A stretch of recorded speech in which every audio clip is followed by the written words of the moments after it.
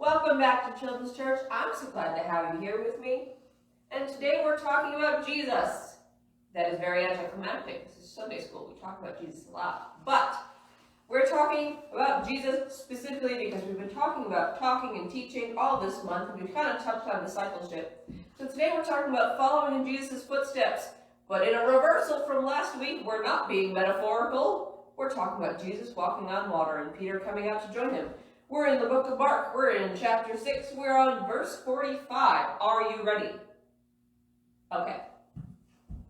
Immediately he made his disciples get into the boat and go ahead of him to the other side of Bethsaida. When he dismissed the crowd, after he said goodbye to them, he went away to the mountain to pray. When evening came, the boat was in the middle of the sea, and he was alone on the land. He saw them being battered as they rowed because the wind was against them. Around 3 in the morning he came toward them, walking on the sea, and wanted to pass by them. When they saw him walking on the sea, they thought it was a ghost and cried out, for they all saw him and were terrified. Immediately he spoke with them and said, "Have courage, it is I, do not be afraid." When he got in the boat with them and the wind ceased, they were completely astounded because they had not understood about the loaves. Instead, their hearts were hardened.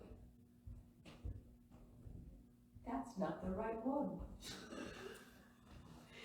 We're going to jump to the book of John and see what he has to say about it. I'm going to tell you the story from memory. So that's a story about Jesus walking on water, but that totally skips the part about Peter. See, the thing about the Gospels, the first 4 books of the New Testament, is they're all accounts of Jesus' ministry on earth, written by 4 different people. So they include different things. So we're going to jump to Matthew chapter 14. Thank you, Miss Ashley. Verse 22. Verse 22. And we're going to read the story I meant to read because Miss Mandy went to the wrong account. Because they're all telling stories about Jesus' life and it can get a little tangled. Verse 22, Matthew chapter 14. Immediately he made the disciples get in the boat and go ahead of him. Sounds familiar. To the other side while he dismissed the crowds. This is identical word for word.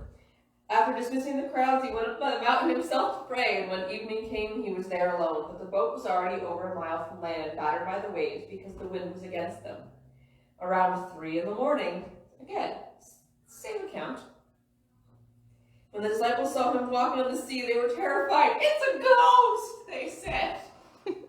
Immediately Jesus spoke to them. "Have courage, it is I, don't be afraid." "Lord, if it's you," Peter answered him, "command me to come to you on the water." "Come," Jesus said. And climbing out of the boat, Peter started walking on the water and came toward Jesus. But when he saw the strength of the wind, he was afraid, and beginning to sink, he cried out, "Lord, save me!" Immediately Jesus reached out his hand and caught hold of him and said, "You of little faith, why did you doubt?" When they got in the boat, the wind ceased. Then those in the boat worshipped him and said, "Truly you are the Son of God." And once they had crossed over, they came to a land at Gennesaret.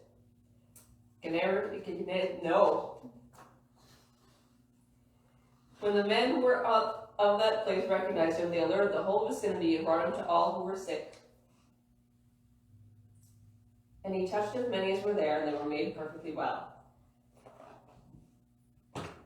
So, when Peter first got out of the boat, he followed in Jesus' footsteps, but then he looked away.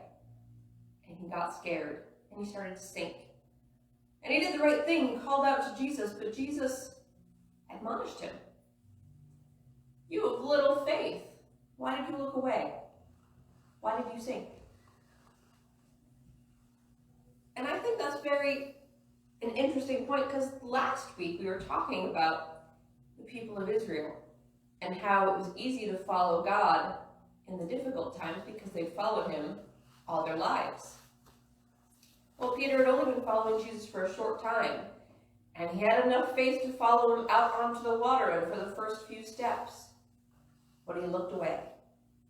And that's when things went wrong. So what do we take from this? Well, what we take from this is keeping our eyes on Jesus. We're going to follow in his footsteps, even if that's on top of the water. Now that's what I wanted you guys to remember this week, but I thought it would be fun for you guys to do this a little more literally. So if you check the church Facebook today, there's instructions for a photo scavenger hunt of all things that remind you of different stories about Jesus in the New Testament. I made you a list, and you just take pictures of something that reminds you of it. You don't have to find the exact thing. You don't need to drive to the ocean. Any water will work.